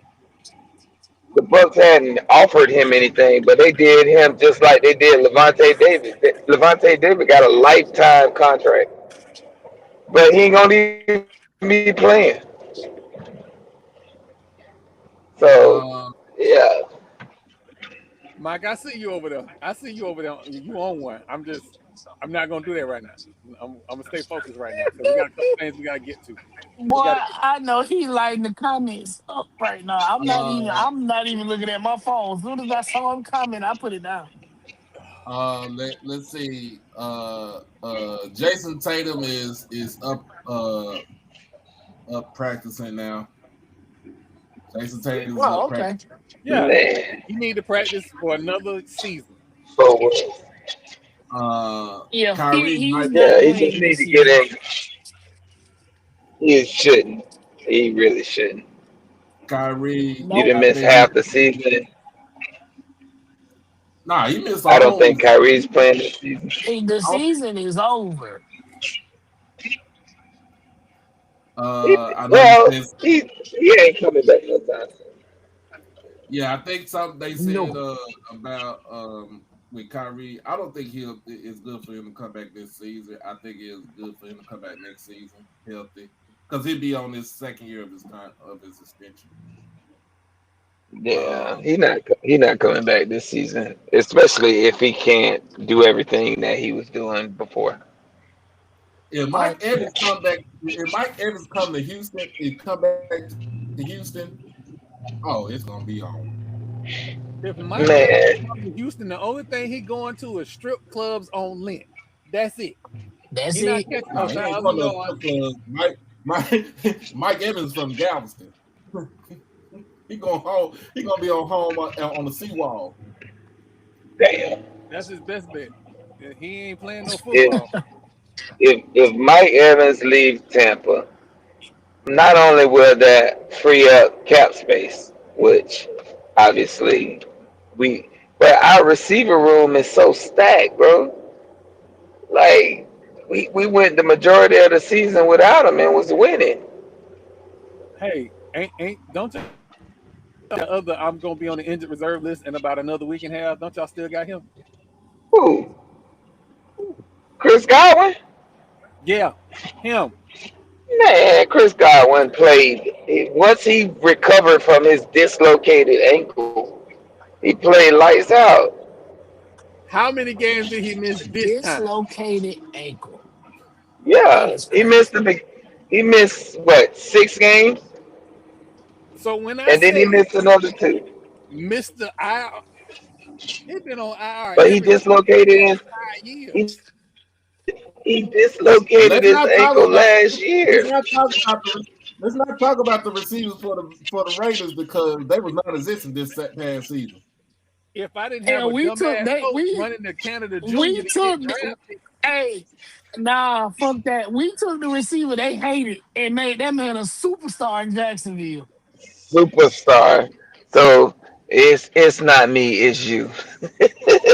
That's what It is Jacksonville not said. me. It is Oh, you. oh, It's Jacksonville said not y'all don't me. want it. Bet. Bring guess him this way. guess who? We got Guess you. who's coming? well, And first guess off, who's we coming sent back y'all for the two new? receivers. We sent y'all the straight haired goat of the fourth quarter. We sent y'all him, and he balled out for y'all for a season and a half. Yeah. And then y'all got y'all got the dude we got from New England. I can't never remember his name. Probably because he's from New England. But we gave y'all him, and he balled out. It's not legit. Uh, guess who's coming It back is though? because we are the football state. And everybody wants to come to Florida, play football, and not pay state income taxes. He wanted Well, to be That's in actually, true. no, Jacksonville because to look at that girl in the video like Nevada, everybody else. don't have state income tax either. So that's my fault. But Nevada don't have here's a strippers that dance on TikTok like that Yeah. girl do at Jacksonville. uh Tank Dell is cleared for practice. Who? Tank Dell. Hank Dale. Where is he? Where the fuck Houston. he at? Houston. Oh shit. Oh wow. Okay. Damn. Interesting. So I get him forgot back. he was on. You get him back this season with Nico Collins on the other side. Is he gonna And make it 8 games? No. Well, they got rid of their offensive coordinator and a whole lot of motherfuckers, so maybe they'll do better. Hey, let's get George hey, Pickens. hey, hold George on, Pickens. hold on. Can you see this?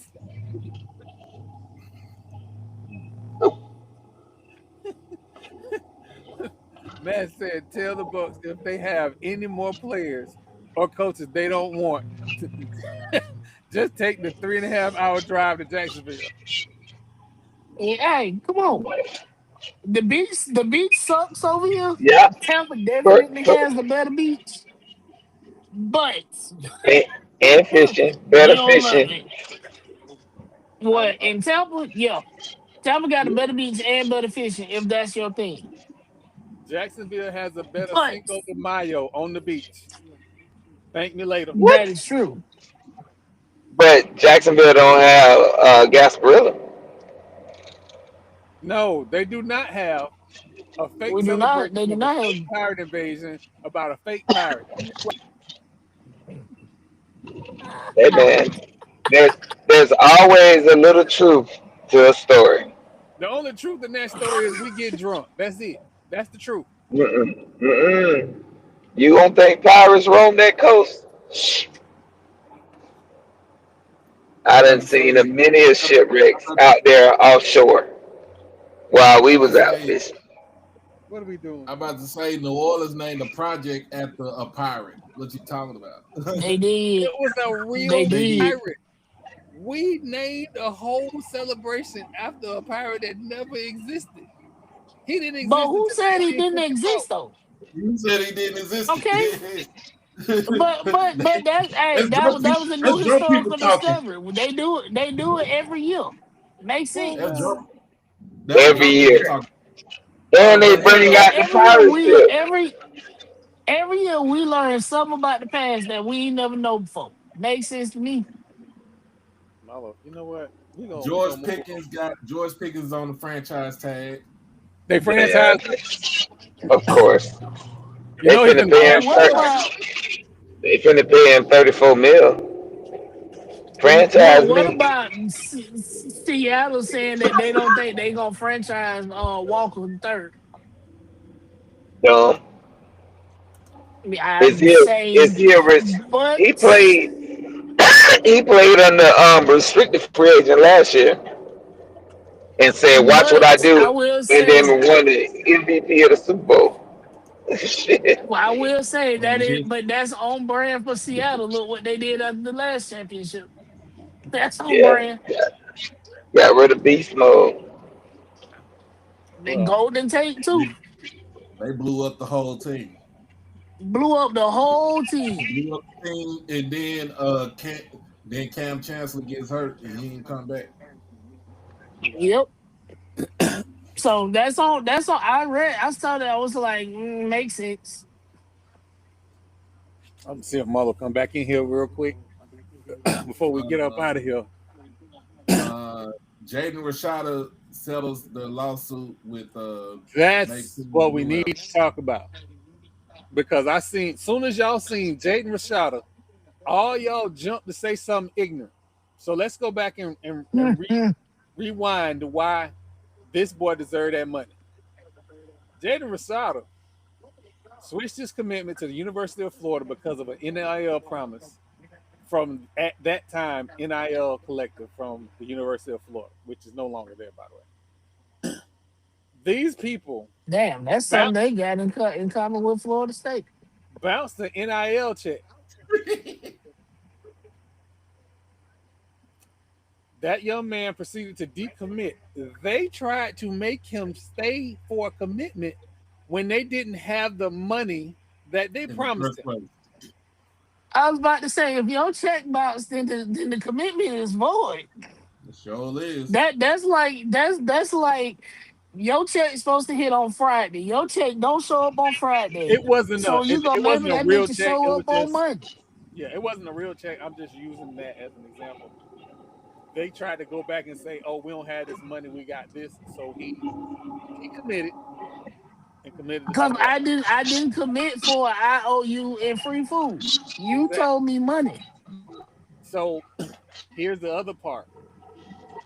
There began a campaign to paint him in a negative light to say he only wants the money. No coach wanted to Of touch him. course. That's why I end up going Arizona State.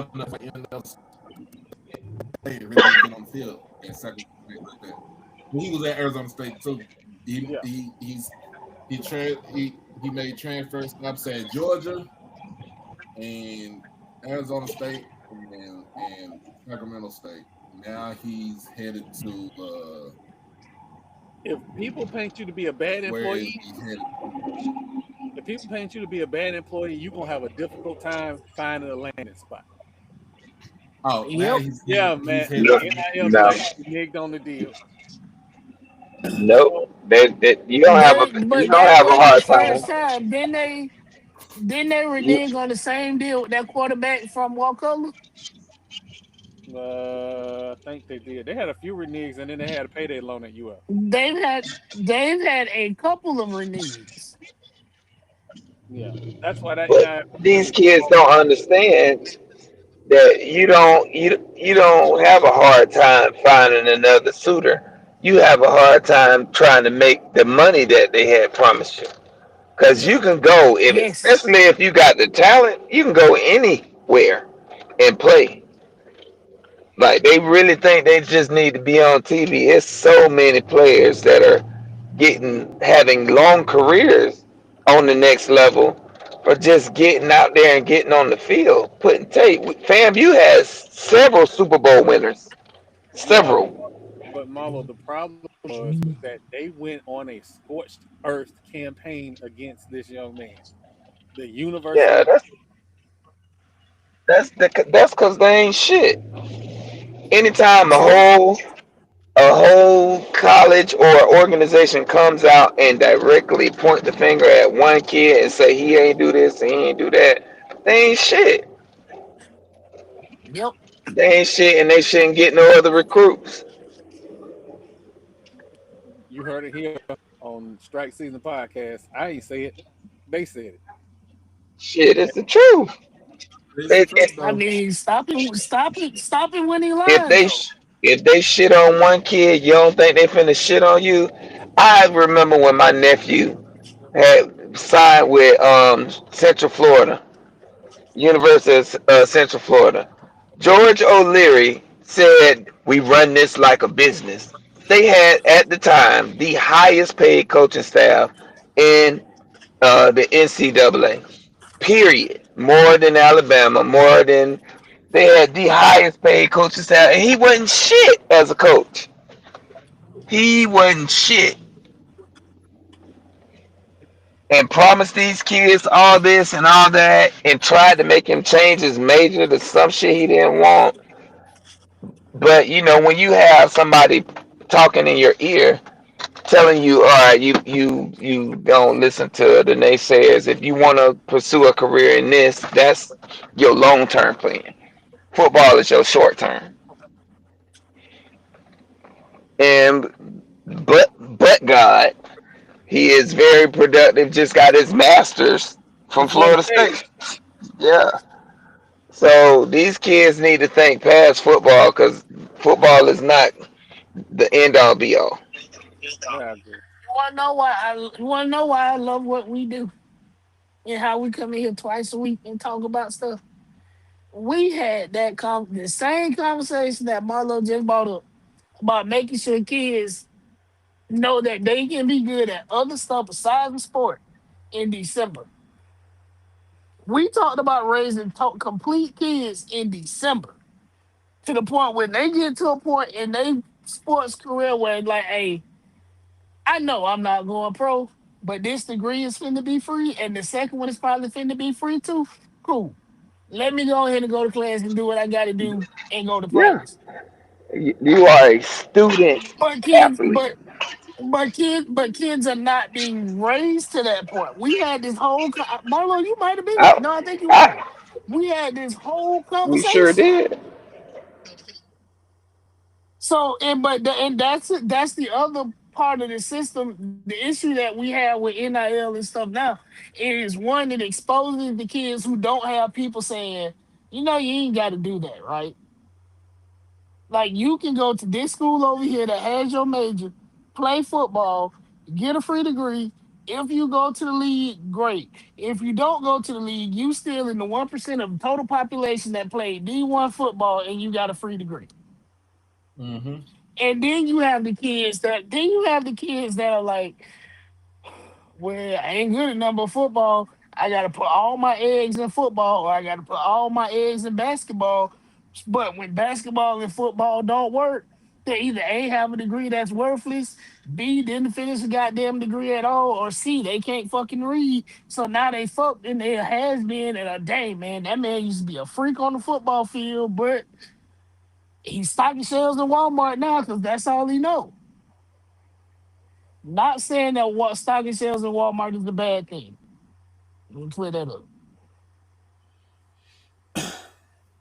I'm glad that we get an opportunity to speak the truth. That's like I said, from the people that watch the show to you guys, I found my tribe. Like we get to tell the truth.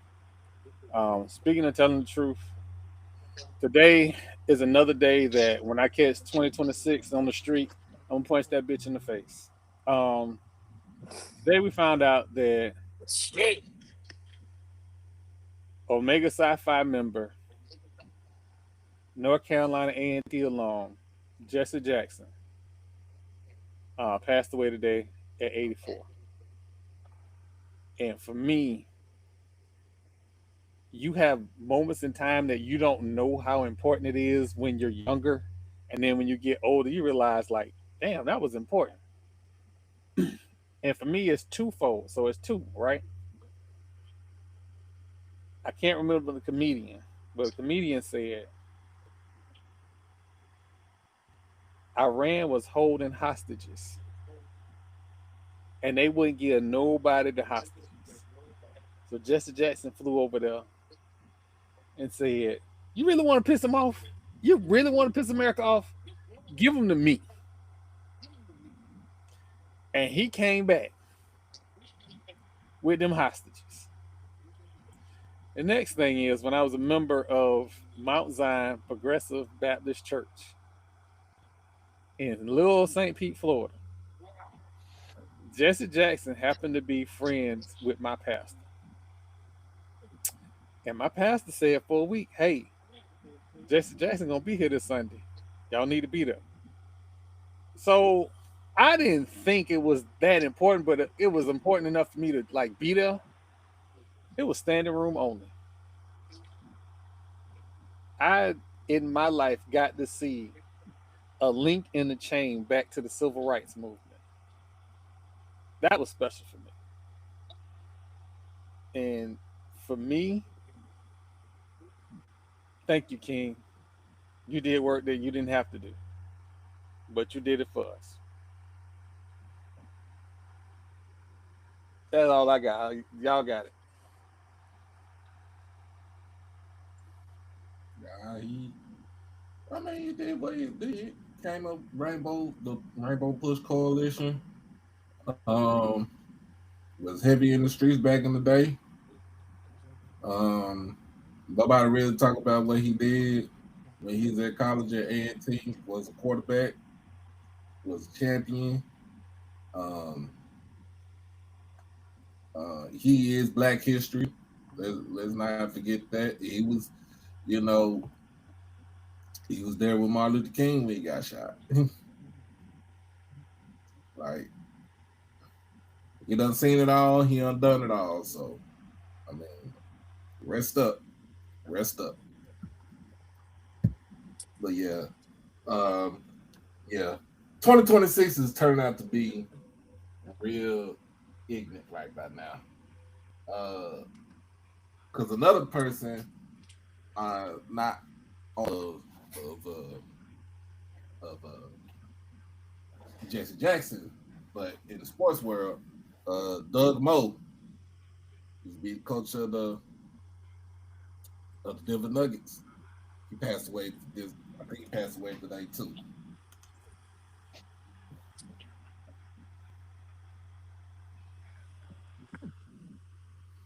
I'll just say this. We have been blessed to see a lot of things. And for that, I am thankful. I got to see my homeboy have 5 kids. I got to watch some of the best people in the world still be my friends. So, that being said, hey man, I want to thank everybody for coming out to the show. I also want to thank y'all. Y'all been pushing them numbers up on the podcast. I can't thank y'all enough. Tell a friend, tell a friend. As always, like and subscribe. Check out Doc Holiday on HBCU Overdrive. Oh, happy birthday to my broke best friend, the one that calls me daddy, dad, or dada. Is my baby girl Peyton. She turned 11 today. And yes, I named Peyton. I named her after Peyton Manning. Fight me if you fight me on that. I thought you were gonna say Gary Payton. God damn. Oh no. Peyton Manning. He's a ball fan, so you know it. You know. I should have had me old Go Eli, but I didn't know he was gonna be Go Eli when I was having kids. Well, I want to thank everybody for coming out. Like I said, thank y'all for supporting the podcast. Without y'all, we wouldn't be so close to being monetized, but I think we're still gonna be so far away from being monetized. So YouTube tripping for crashing earlier tonight. That's what happened. It did. I was trying to knock. Yeah, it was crashing. Like, I opened it and it was like, try again. I'm like, what the fuck you mean? Okay, it wasn't just me. I was freaking out. Nah, because I kept, you know how you had the circle. I just kept hitting it. I'm like, what am I missing? What is going on? I went and restarted the internet and everything, thinking it was me. But yeah, y'all. Again, thank y'all for coming out. I keep saying I'm gonna put clips out, but y'all run the numbers up, so I let the algorithm do its thing. So again, thank y'all.